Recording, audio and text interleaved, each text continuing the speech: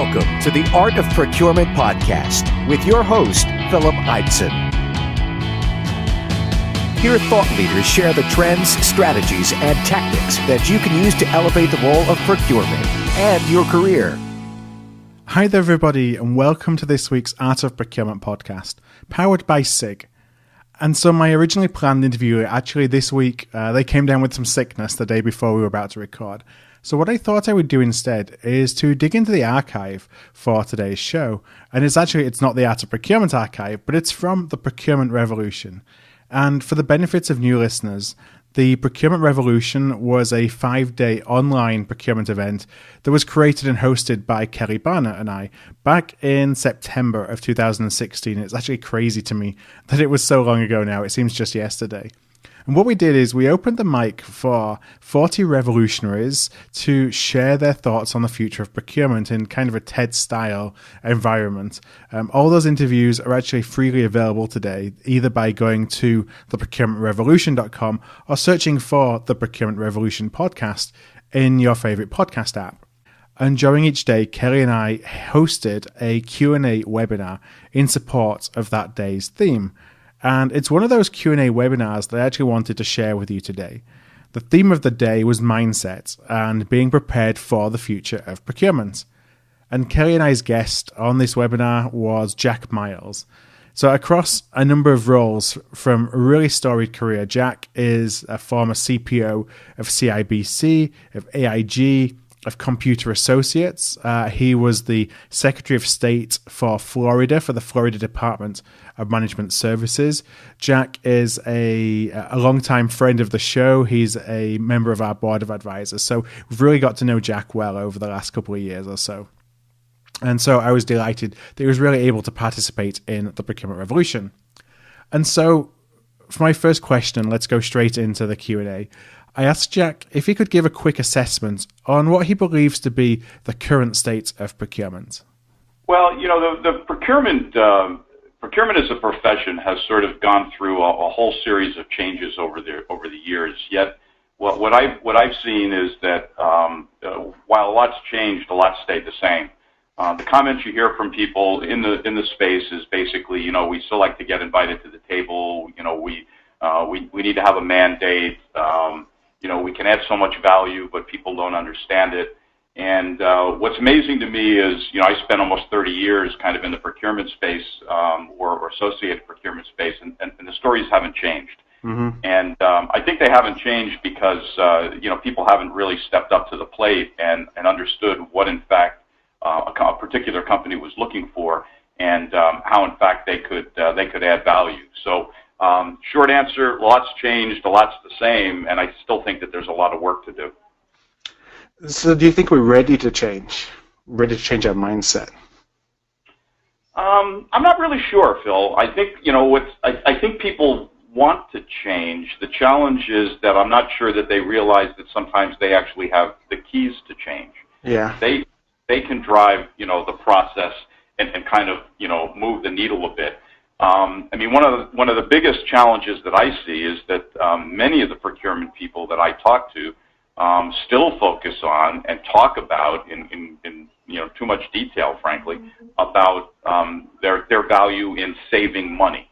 Mm-hmm. And I don't know a C-suite executive that wakes up in the morning and says, "Boy, I really want to save a lot of money today." No, that's not their focus. That's not where they are. They expect a lot of those things in the operational side of the business to happen well, be done well, et cetera. And, you know, if you look at that, it's not surprising that procurement may not be invited to the table or might not have a seat at the table or might not even be respected the way they should because of that focus. So we asked the question, I think it was on Tuesday, in our conversation with Greg Tennyson of VSP, and I'm interested in your perspective. It's that you talk about the fact that, you know, we're focusing on savings all the time, but ultimately that's how we measured. So are we ever really going to be able to change our behaviors until we're able to change the way that we measured? Well, are we measured? Is procurement measured that way, or is that the way procurement wants to be measured? And is that what they advance, and is that what they position? Right. I've had many, I've reported to CFOs, to COOs, I've reported to the sort of the C-suite, and each one of them actually has a little bit of a different perspective as to the value that they're looking for procurement to deliver. And I've never been one to walk into an organization. I talked to an individual that just joined a firm in the last 2 weeks or so, is the chief revenue officer. And, one of the things that he said that sort of solidified my value proposition with him and kind of his positioning is that he said, Jack, I never look at two companies the same way. I have to look at each one of them and kind of understand and see how we fit in and see what we do. So there's not a cookie cutter way to approach it. And I think that's part of the challenge that procurement professionals face in the business, is that's what they think. And you got to ask. I mean, every value to everyone means something else. And I think you have to ask those questions, and you have to position yourself in the organization to meet the expectations and the value proposition that somebody's looking for. So in your experience, when you've gone into new companies as a CPO, what's kind of the first things you do to try and understand what the company, well, I guess, what they expect of procurement, because what they expect from procurement may be very different from what you could actually provide to them. And then two, what do you need to do to change to try and align yourself better with what it is the business needs? It's an engagement with the with the leadership of the organization, and that's business leadership, that's overhead leadership, that's every facet of the organization. And hopefully I would have met many, if not most, of those people through the interview process, because if you kind of go back to the very beginning, that's what's critical. You've got to make sure that you're going into an organization that your value is understood. There's general the procurement function is an important one or a valid one, and frankly, if it's not, then why would somebody even go there? So that's point number one. But when you get into an organization, I think it's a matter of reestablishing or readdressing some of those conversations with the senior leadership of the organization and find out what's important to them. Ask for their goals and objectives. Ask how you can participate in their goals and objectives. And I doubt very much that many of them are going to say solely, well, we just want to save money. Right. They're going to talk about, speed to market. They're going to talk about perhaps products that they're looking to bring to market. They're going to talk about engagement with some of their key people. And, usually one of the big green lights in a process like that is that, you get invited to either, team meetings or their leadership team meetings, or you have periodic meetings with the leadership team. But, the bottom line in all of this is you've got to facilitate a connection with the businesses and find out what's important to them, and then utilize that information to position yourself with their team and with their people to deliver value, and then report back on what, in fact, you did that was aligned with what they were looking for you to do. Jack, so one of the things that I always find interesting, and I think as a profession, we have a tendency to talk about the way other people perceive us, right? Whether it happens to be the C-suite or whether it's the budget holders or internal stakeholders in the organization that we interact with. But when you think about this topic of mindset, I actually think one of our biggest barriers may be how we see ourselves. And in some of my reading, some of my favorite phrases about this are people will say, oh, procurement is like the island of misfit toys, or procurement is the place where you send someone when you never want to see them again. And I've even read about surveys where people were asked, okay, how many of you here that are in procurement would have chosen this field again if given the option? And in some cases, less than half of the people raised their hand. So when we talk about how we're seen by others, but also how we feel about ourselves and what our own attitude is about our role and potential in the organization, what sort of a role do you think that plays in terms of what we're able to go out and affect in communications or through projects? I think you're absolutely right on with what you're saying. I mean, it plays a huge role, because if you don't feel right about yourself, and if you're not directionally aligned with kind of where you're going and what you're representing externally, what you feel personally and where you're going, you're never going to accomplish it, and you're not going to project the right mindset to people. But if I may, and I say this often, and I should actually research it, But at one time there was a McKinsey study done, and I don't think it was solely around procurement, but procurement was part of it. And they asked CEOs what their perception of procurement was. And in general terms, it was, it's made up of the accountants that can't add, the managers that can't manage, and sort of the list went on. And, that for the longest time probably did happen. And why did it happen? Because people just didn't think it was any value. We kind of have this function, it's there, and, just put people there. It was an easy way to kind of move people on without really moving them on. But I believe, if you don't feel good about yourself and you don't project a positive attitude, and it's not a can-do, and we can help you. If you've got not necessarily a negative, but if it's kind of a passive sort of approach, and all you're thinking about is something that the business isn't necessarily thinking about, then that's going to come across. So I think how people view themselves is critical in how other people view them. Now, is it possible to change this? I mean, if you have sort of like a bad news bears procurement team, would you have to bring in a new CPO, or does the CEO have to change out and have some pre-existing positive notion of procurement? Can the team drive it from within? How possible is this from what you've seen, and how dramatic of a shift does there have to be to start to change both the self-identity of procurement as well as then how the rest of the organization sees us? Well, it's really critical, and I think I do believe it can happen. I believe it has happened, and I think I was fairly successful in my career for a bunch of reasons. One of which is I had some great mentors and some great people that I learned from and kind of helped me move along earlier in my career, but also later on in my career. And one of them actually said to me one time, he said, "Jack, you don't change cultures, you change people." And he didn't mean that in a way of just drilling down and changing people. He basically meant if you don't have the right people, you got to move them out, you got to get the right people. That may sound harsh, it might sound tough, but at the end of the day, you also have to ask the question of who failed who. A lot of times the culture of the organization is not something that just happened overnight. It grew up over a period of time, and it might have been bad leadership. It might have been no leadership. It might have been just a group of people that were, woe is me type of folks. And, I think there's an opportunity to give them kind of the light at the end of the tunnel and tell them that, you want to change and you're going to support them, but there's expectations that you have of them and there's expectations that they have of you. And then, try to advance the process.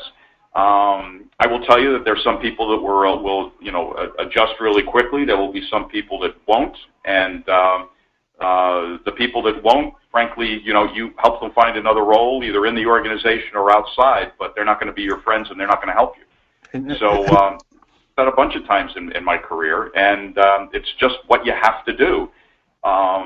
It's not fun work. It's work, frankly, that I always took extremely seriously because you're dealing with people's lives and families and everything else. But at the end of the day, the best thing you can do is move people out of move a person out of a role that they're not qualified for, they're not right for, or they can't adjust to. Then keep them in a role that's not right for them long term. And does that become obvious fairly quickly when you come into a new role, or is that a process that takes its time to play out?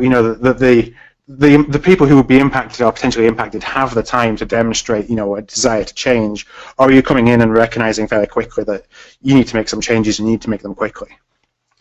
Yeah, and I'm not a slash and burn kind of guy, so I'm not one that comes in and says out with everybody in with a new team.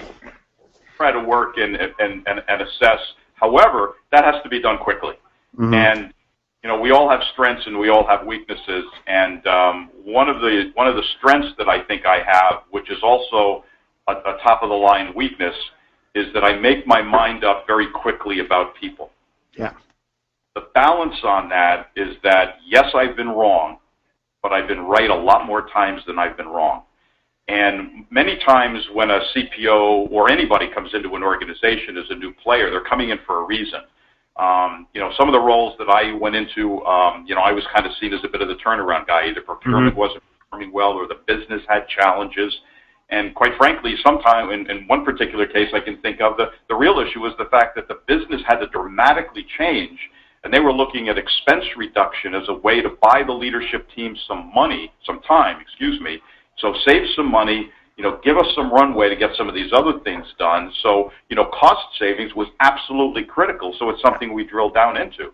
Other times that's not the case, but I do think you have to assess the team. You've got to make some decisions. You've got to treat people appropriately and do the right thing.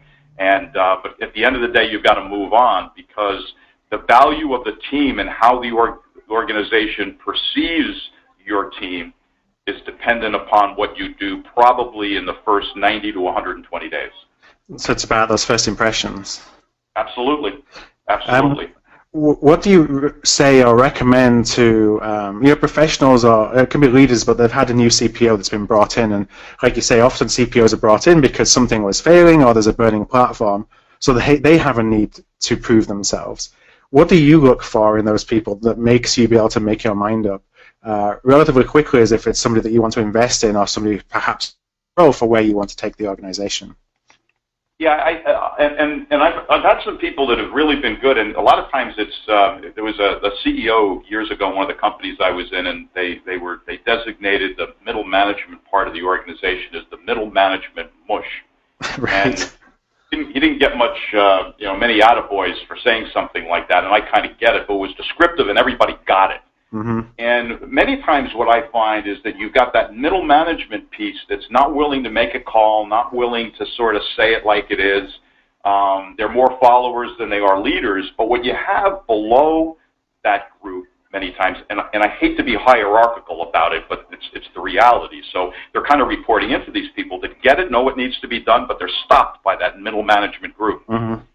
What I always enjoy are those folks that, either knock on the door or whatever and sit down and introduce themselves, tell you what they want to do, say that, we've got your support, heard some good things about what you've done in the past, and, really want to be part of the team moving forward. And those are the people that I think become sort of the advocates or the evangelists or whatever to start to change the organization and get it to go to another level. Right.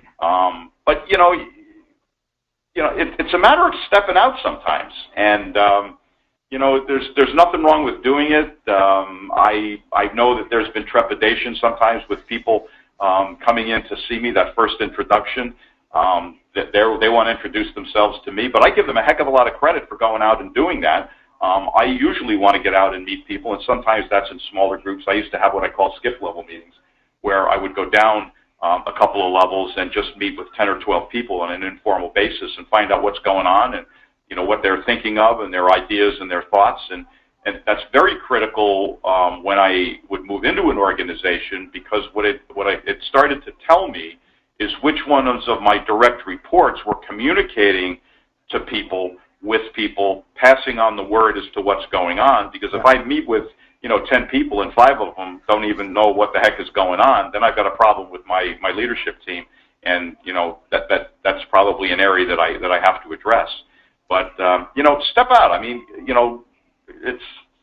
there's nothing wrong with stepping out. There's nothing wrong with introducing yourself. And if you have some thoughts and ideas, get them out there. So how important is courage? Courage is critical. Yeah. It's no guts, no air medals. I mean, if you can't, what's the worst thing that's going to happen? A colleague of mine, Jeffrey Hazlett, in his keynote presentation says, heck, in our business, what's the worst thing somebody's going to get? A paper cut? I mean, nobody's going to die, so it's not a big deal. Take some risk, go out there, step out, have some courage to do something. And courage is lacking in corporate America, in a huge way. You just look at the situation with Wells Fargo, that, what's going on and what the CEO is going through, what the organization went through. I mean, you mean to tell me that a leadership team in an organization didn't have a clue that 5,200 people were doing something that they shouldn't have been doing, because the leadership team put together a compensation plan that incented them to drive numbers that were probably difficult for them to drive, and the only way they could do it was to sort of falsify stuff. Shouldn't have done it. I get it. But why do you put people, I mean, you want to keep honest people honest. You don't want to put people in situations that in order to keep their job, they have to do something screwy. So, somebody there should have stepped up and probably should have said something. What will be very interesting is if somebody actually did. And my guess is there were, in fact, people in that organization that made those statements, but nobody was listening. So, but courage is critical. Courage is important. And if you're in an organization that doesn't want to listen to people, or there's not an avenue to be able to get the ideas across, then you got to question if it's the right organization for you. Yeah, so it's not necessarily that you will always be able to get what you want from stepping up and from being courageous, because the environment may not just be there for you to do that, but then recognize that and make a plan B rather than try and sit there and kind of let the world around you affect you, and ultimately you'll be impacted by the decisions made by those around you. Absolutely, absolutely. You talked earlier about the help that you had from mentors, particularly earlier in your career, and my personal experience is that having mentors has been so critical in helping me navigate a whole bunch of stuff, but giving me guidance and just being there to kind of call on and ask questions of. But it's not necessarily easy to find a mentor, particularly not one that's from not in your own company, somebody who has an independent view, if you will. So I was interested if you could just share how you were able to get the mentors that you were earlier in your career, but then flip it on the other side, and how was you obviously help a lot of people as well from a mentee perspective. What is it that you look for when you're thinking who you can help? Who's out there that could really benefit from your perspectives? Well, I think it usually starts, and it's really a great question, but I think it usually starts with your ability to kind of help somebody else out, or a project that comes along that you work on, or whatever. And to me, it goes back to what I said earlier about making my mind up about people really, really quickly. And maybe the best way to explain this is an actual example. I was at Prentice Hall at the time. I was in the purchasing department. I was invited to go to procurement by the vice president of procurement, who frankly had a lousy reputation in the organization. I had worked in the methods and standards department and done a lot of workflow analysis and work for him. And one day he called up and said, "You want to come to procurement?" I said, "Sure." So, in I went. He was a paper and guy, so we were dramatically different in our knowledge and experience. But one day he brought me to a meeting with the president of one of the business divisions, and the fellow's name was Bob Martin, and Bob was bringing a new product to market, and he was explaining to Gene and me, because Gene brought me along, how he was going to do this and the process and everything else. And I was listening, and it was a bit of technology, and of course it sounds silly today because this was decades ago. But and I listened to him, and he looked at Gene and he said, "So what do you think?" And Gene looked at me. He said, "Jack, what do you think?" And I said, I actually think there's a couple of things that you could look at that a little bit differently that would probably end up giving you a different result. And body language would talk. Everybody kind of sat back in their chair and sort of looked at me. And Bob said, "So what's your idea?" And I said, "Not quite sure, but if you give me a couple of days, I'll formulate some concepts and I'll come back to you." And it was fine. They agreed. Walked out of the meeting. Gene Hurley, my manager, looked at me and he says, "What's your ideas?" I said, "I don't have any, but I do think there's some better ways to do what he wants to do. I just have to scope them all out."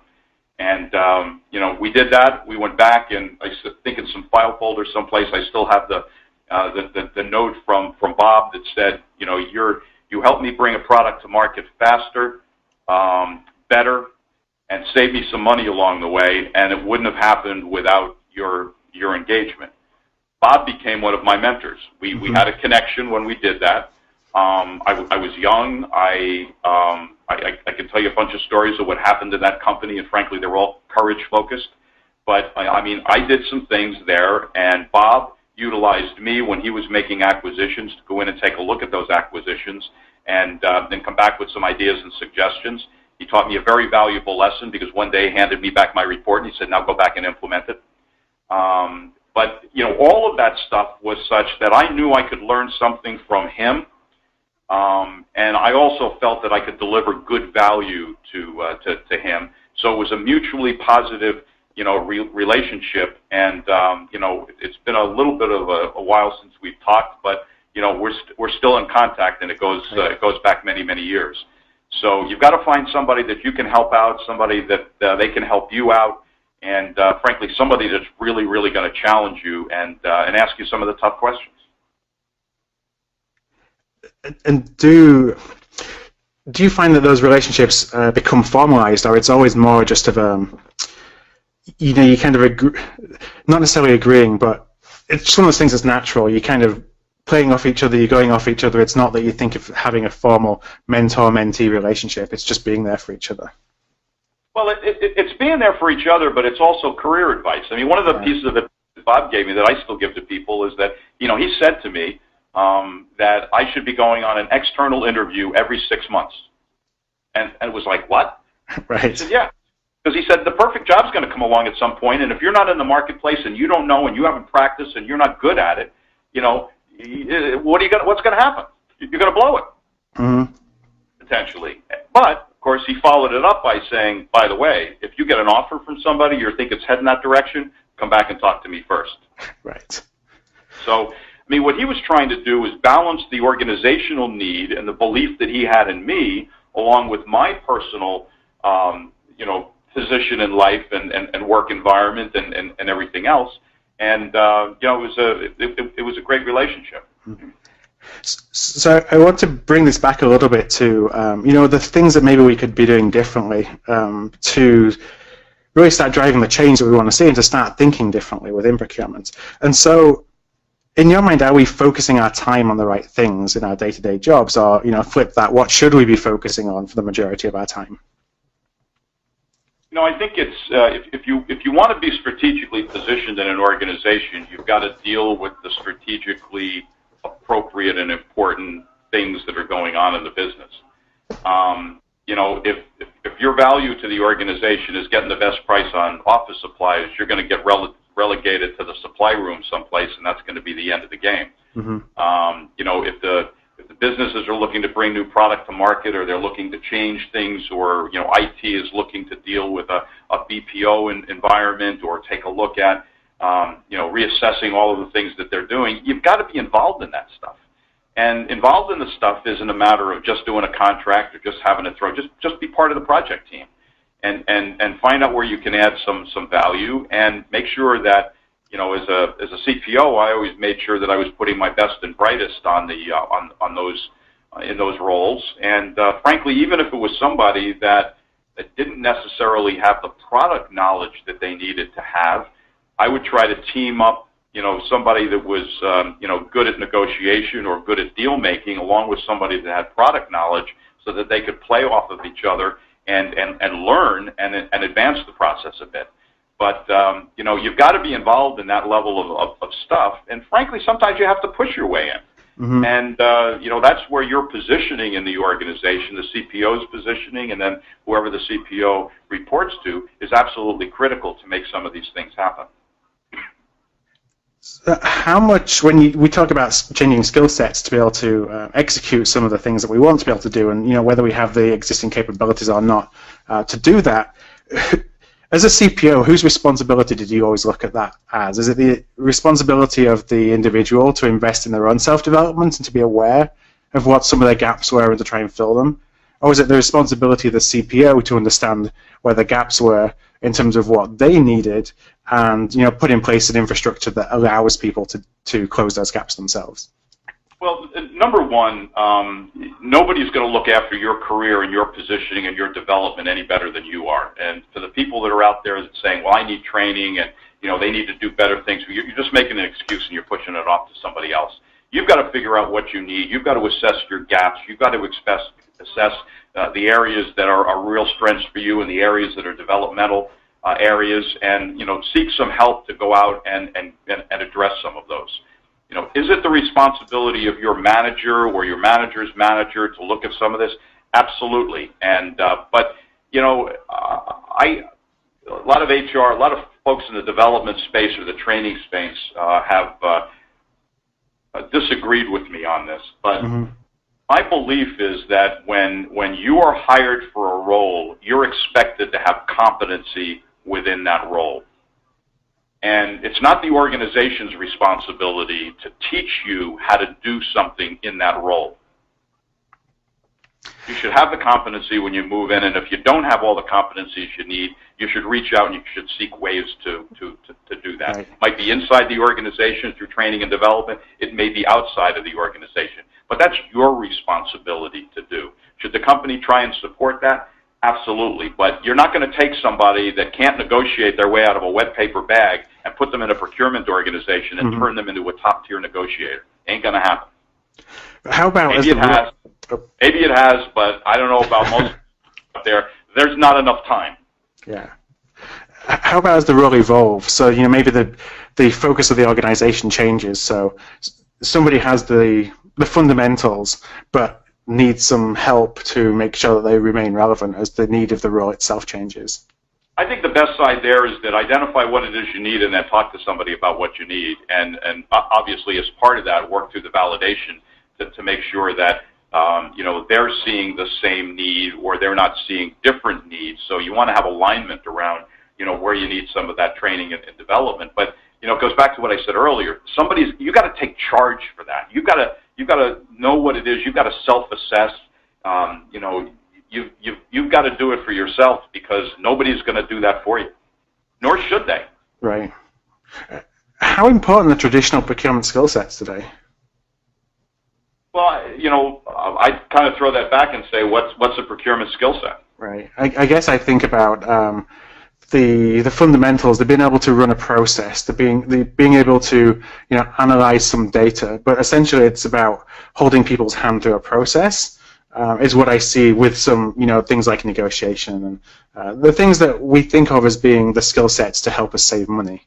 And those skill sets, in my mind, are very different than the skill sets to build relationships and to kind of connect the ecosystem, a supplier ecosystem, with the needs of what your actual company is. Yeah, I think one of the most critical skills, competencies, and attributes of a procurement person is the ability to be able to influence. Mm-hmm. Some would say sell, maybe, but it's really to influence. When you go into a team of people and start on a project, you have to be able to influence them to think about what your role is and what you can do and what you can do well, and then demonstrate how to do that. When I've been in team procurement thing, I'll use an example. A team procurement thing is always interesting, and I did a talk with some people one time about it, and they say, what do you think about team procurement? And I said, you want to keep the guns and bullets in separate drawers. It's just crazy because everybody walks in believing that their supplier is going to prevail. Yeah. And there is a point in those discussions, and I call it's group hug time as much as I'm not into group hugs, but it's the time that as a procurement leader, you got to hold everybody together and you've got to take them through the realization that their supplier may not be selected. And if you don't do that, you're going to have people drop out and, they're just going to ignore it and they won't participate and they won't support it and everything else. But that's an example of how do you influence people and kind of hold it together. It's not necessarily the what you do, it's the how you do it. It's how you take people and build consensus when it's consensus that's needed, get people on side, get them to realize the value proposition in different suppliers and where their strengths and opportunities are. It's all of that stuff wrapped together, and I think a lot of that just influence. You've got to be you've got to be intuitive to know when you need to do it, and you've got to be good at doing it and holding the group together. So something you mentioned earlier was, and this was more from a CPO perspective, but the importance of first impressions. And then, talking about influence being so critical, and obviously your ability to influence is often determined by how people think of you based on the first time they talk with you and the first impressions they have, whether you know what you're talking about, whether you can bring value to them, or whether you're just here to, facilitate a process. So what do you recommend to your team when they have a first stakeholder meeting? They meet somebody for the first time, they're wanting to show that I'm somebody that can really help you. How should they go about doing that? A lot of it is very objective and a lot of it is very subjective. Mm-hmm. And let me just give an example of the subjective stuff. In one of the roles that I had, probably one of the best roles that I ever had, we created a customer relationship manager role because we had so much work to do. We needed to assign someone from procurement to the business or the functional area to be their single point of contact. And their goal and objective was to basically get share of wallet with them. When we started to look at their spend, it was to increase the amount of money that was going through the programs and that we were able to work through and influence. I had a fellow that was a great salesperson, but also a procurement person in the investment banking area. And he stepped out and he wanted to have responsibility for these customer relationship managers. If you go back to the question of first impressions, this was very, very difficult, and it had to be done very tactfully. But one of the things that he did was make sure that people were dressing properly. Yeah. Sure that they looked professional. I mean, I still hear him talking about people not having their shoes shined. And, you know, the reality is, if you talk to any expert in this, is that, you know, it goes through our entire society, the issues that we're having today with everything in society. I mean, whether it's racial issues or whatever, we walk into a situation and without even thinking or being knowledgeable about it, we form an impression about the person that confronts us or that we're in front of. And those first impressions are critical. And if you don't project the part, if you don't feel the part, if you don't act the part, and you just don't present yourself right, sometimes you don't even get an opportunity to be heard. Right. So, you know, I'm not saying that the whole thing revolves around how to dress for success, but, you know, when you look at what you're going to do, prepare yourself. Think about what you're going to say, whether it's the handshake or it's the greeting or looking straight in their eye.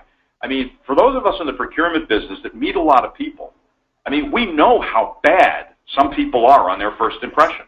Yeah. And one of the things that we have the responsibility to do, and I can tell you personally that I've struggled with this over the years, is that how do you move from a lousy first impression to, you know, that's actually the supplier that's best for our organization. Yeah, and it takes time. It takes time, and you know, sometimes it's a phone call, and I've had a few of these in my career where, you know, you got to make a phone call, you know, up the food chain within the supplier's organization to say, look, you got a great product, you've got a great organization, but you got a salesperson that you've sent to us that just won't work. You got to change him. You got to change him. And by the way, as in the procurement function, we have to keep that in mind when we take folks in our organization and have them go out and work with people within the firm. Sometimes it's just not a fit and it's just not a match, and that's okay. Right. Change it. Change it, because that's the only way you're going to be successful. So I wanted to touch on the notion of personal brand, and I think that plays into the influence and the first impressions and kind of how you build up your reputation within a company. What are some of the things that you focused on, you know, through your career in building your personal brand, so that, you know, you don't have to go and shout from the rooftops to tell everyone how wonderful you are? People actually recognize that if you're associated with something, there's a level of quality, a level of you know, intelligence, and all the things that that come with the notion of a brand. How do you get your message across? There's a couple of fundamentals, and I think all together kind of, you know, help people move in the right direction. Number one, I always believe that credit's something that you should give and you should never take. Mm-hmm. So the best thing you can do, the best thing that can happen for you in an organization is if other people talk about the job that you did versus you talking about the job you did. And if you have to do all the talking about the quality of the job, maybe it's not as good as you think it is. I also think that you've really got to, when you give credit to others, you've got to really sit back and think about what you're doing. You know, procurement claims that they save money. Many, many times they don't. They might buy a widget for 10% less, but what did they save if that money is just deployed elsewhere? Mm-hmm. So what's the value proposition, and how do you sort of look at some of that? Are you simply enabling more spend? Are you allowing other projects to be done, you know, to be done sooner than others? And that's one of the reasons I think, you know, solely or not solely, but having, you know, savings be one of the top three things that you talk about is sometimes challenging, because in the C-suite, they don't necessarily see any difference in the P&L. So you've got to be credible. You've got to say what you're going to do, and you've got to do what you said you're going to do. You know, credibility is key. And I also think that you've got to sort of do some things, frankly, to sort of stand out and, you know, not just kind of blend into the woodwork. And sometimes that's where the courage kicks in a little bit. Jack, a couple of the things that you've mentioned in the last few minutes kind of are coming together for me around this idea of how you communicate things and how you approach things. And it's adding in that piece of influence building that you talked about before. And if you're willing to share, or you can use someone else's example if you'd rather, can you talk to me a little bit about how you prepare for a particularly important phone conversation, meeting, whether it's one of those phone calls where you have to call up and say, love the product, hate the sales guy, can we fix it? Or whether you're trying to sit down and win over somebody in the organization that has had a bad experience with procurement in the past. What's your routine? What do you prep? What are the things, maybe some of the direct things, and then some of the less direct things that you might do to sort of create the circumstances that you need to get done what you set out for yourself? It's a great question. What's really key is preparation. Being prepared and thinking it through and getting the facts and data. I'm very much of a fact and data guy, and frankly, I never want to get burned on facts and data because if you get burned on facts and data, all of your credibility goes into question. So, I love it when, somebody says, well, we saved 18.6% on that deal. Really? I mean, why don't you just say 15? It's still a pretty damn good number because if somebody argues with you and they actually do the check and it comes in more, you'll even look better. But you never want to be in a position where someone can question your credibility and sort of crank it back. You always want to be in a position where you kind of know what's going on. It's the old lawyer side of things where you say, you never want to ask a question that you don't already know the answer to. So be prepared and know the personality that you're working with, talking with, dealing with. And, within that, you can properly position things or avoid improperly, positioning things. But I think the biggest thing is just general preparation. I'm known. I had somebody that frankly contacted me on LinkedIn a few weeks ago and worked at AIG when I was there and worked at Cigna when I was there, and I must have known him because I don't connect with people that I don't know. And I won't get into all the details, but I kind of sent them a pretty direct note back, and they said, the same Jack Miles, really direct and doesn't mince his words. Well, that's me. That's what I do, and if you got to balance that in the organization, but your reputation is important, and you've got to. But when you do that, you've got to be right. You can't go out about doing that and being wrong half the time. You've really got to have your facts together, and when you have your facts together, you can sort of stick to your guns and go out and drive the process home. And yet, even with the data and the facts and the sticking to our guns, and I think to myself, and I'm looking back at this note that I wrote down, that, courage is both critical and lacking in most corporate situations. I feel like so quickly we find ourselves in the position of dealing with organizational politics, right? So-and-so's a big whale, so-and-so's new, this other person's a pushover, don't mess with that guy, don't literally deal with this other person at all. Can we navigate without getting embroiled in executive level politics, or do we have to prepare ourselves for the way that we are comfortable to actually get in there and get involved because that's the only way to get anything done? Well, it's back to the self-image thing, right? What you just went through and some of the phrases that you used were all the reasons not to do something. And what I try to focus on are the reasons to do something. There can always be 110 reasons why not to. I just need one to do something. And, people make crap up. I mean, they're too new, and they're too senior, and no guts, no air medals. Go out and do it. That's where the courage comes in. I mean, sometimes I was fortunate in progressing in my career to a point where, unfortunately, as much as I hated it and as much as I tried to undo it, and I always did, there were gatekeepers out there. And I would preach to the gatekeepers, if somebody wants to come in and see me, they should be able to come and see me. Don't keep people away. And, I think a lot of people in the C-suite kind of generally feel that way. I mean, if you knock on the door and you go to walk in, they might be in the middle of something. You might get a funny look. But at the end of the day, they want to hear what's going on. They want to talk to people. They want to deal with people.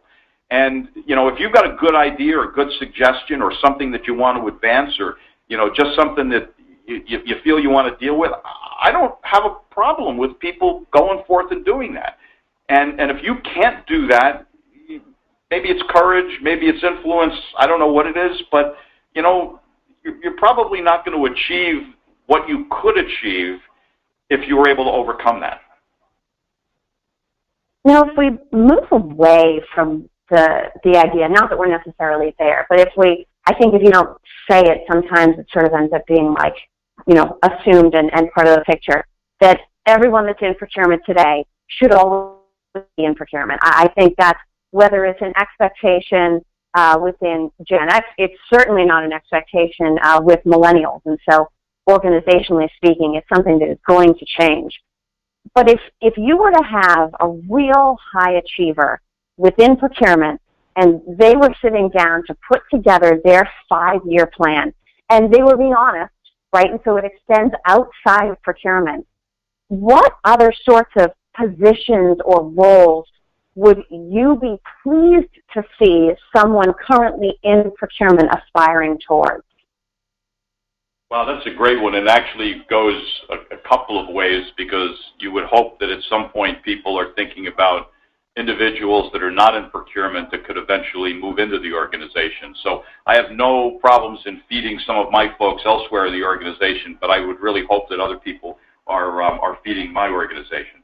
I think what's really somewhat challenging in corporate America today, and it's not just today, it's been going on forever, is that people don't understand skills, competencies, and attributes, and the fact that skills are transferable to other functions, other jobs, and other roles.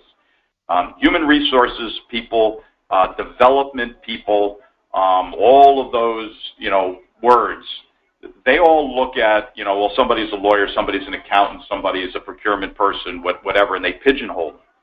And the reality is what you have to look at are skills, competencies, and attributes, and say what roles in the organization need these skills, competencies, and attributes. And I'm pretty passionate about this because, frankly, it happened to me once. And I was having conversations with a fellow in finance who was a controller of one of our healthcare businesses when I was Travelers. And we used to talk about this transferability of skills. And one day I got a phone call from him, and he asked me if I would be willing to take a role over in one of the healthcare lines of business. And I was ready for a move, and I said yes. And I was basically the procurement person at the time, sort of corporate services procurement. And I did. And afterwards I said, Sam, why did you even think about me? And he said, we've been having this conversation about skills, competencies, and attributes. And you look at things freshly, you pick them apart, you look to put them back together, you're good at process mapping, and you're good at thinking about what something can be in the future versus what it is today and the path to get there. And we did that. I went over and ran claim and IT in a fully insured book of business in the healthcare side of the business. And it was challenging, but you know what?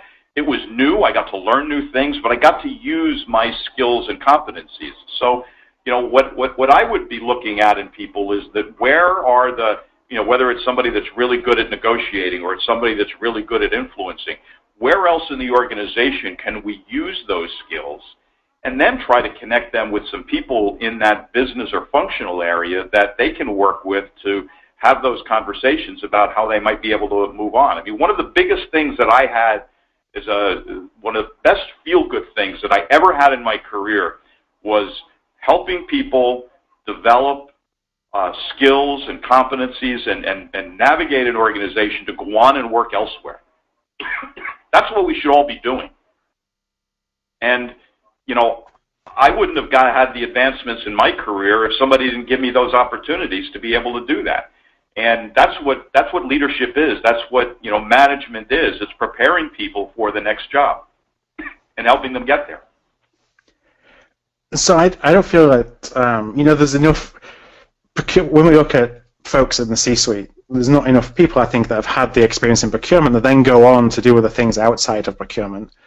Is that because we self-limit ourselves, or we just, the skills that we have within procurement aren't necessarily recognized outside of our profession?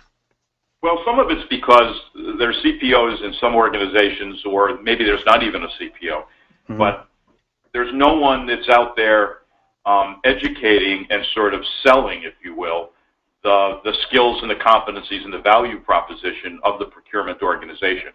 A senior procurement person in a company should probably be spending 50 to 60% of their time actually selling,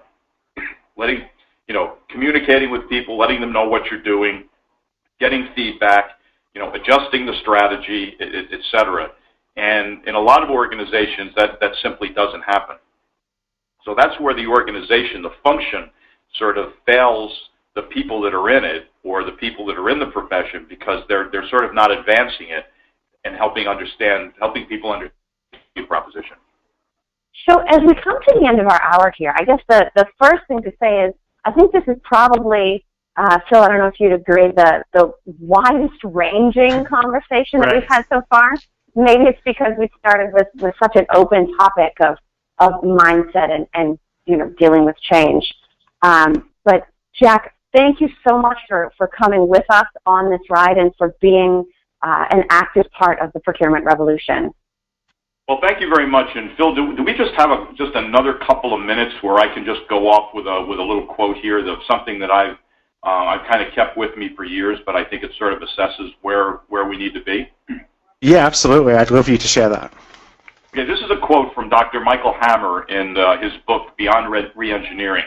I read this a long time ago, and the fact that I've been able to pull this up on my computer in this short a notice is sort of telling. But what he says is, without changers in an organization, the doers will remain stuck in what they're doing today. But finding engineers today is like looking for computer programmers in the late 50s. There's no recognized cadre of such people, no established professional school to produce them, and no particular college degree that they're likely to claim. Just like the programmers several decades ago, there is likely to have degrees in music and philosophy as in administration or finance. Rather than looking for credentials alone, companies are likely to find change agents by seeking people with talents and characteristics that mark them as potential re-engineers. Chief among those is an almost organic dissatisfaction with the status quo, a creative itch to improve things, and an ability to see processes and businesses holistically. Although they are not immune to power, they are energized and animated by challenge. Although they're not immune to power, money, or glory, that's not what primarily makes them tick. Bored by routine, they are energized and animated by challenge. They're always looking for a higher mountain to scale or a bigger wave to ride. Of course, they must be able to work within the corporate context, but it's equally important that the corporate context be able to include them. So that's a quote from Hammer, and if you look at a lot of the stuff that we talked about, and frankly a lot of the things that I believe in, they're all in there. It's courage, it's stepping out, it's being able to fit into an organization even though you're trying to do things differently, and it's looking at everything holistically. And Jack, if that's actually something that you have in a place you could share with us, we would love to fire that link out to everybody that's participating in the revolution. It's actually just a Word doc, something that I took out of the and hold on to it, and every once in a while I have the opportunity to send it on to somebody, and I'll be happy to do that. Thank you. Well, I appreciate the fact that you've shared it today, and there is no question in my mind that the discussion by no means stops here. So I would encourage anybody that wants to get involved, ask more questions, share your thoughts on what you heard during this session, and if you do it on Twitter, please use the hashtag ProcureRev, because that way we can not only respond to your thoughts, but we can also sort of push them out to all of the other people that are virtually participating in the procurement revolution this week. So we do have one more day tomorrow. Please make sure that you're also signed up for that live event a little bit earlier than today's. So we would love to have you join us. And beyond that, be sure to check the Procurement Revolution website for all of today's on-demand content, an awful lot of which dovetails nicely with what Jack shared during this hour. So Jack and Phil, thank you both so much. Thank you for listening to another episode of The Art of Procurement. To find an archive of all past episodes, you can go to artofprocurement.com/episodes. And to ensure you never miss another show, go to artofprocurement.com/subscribe.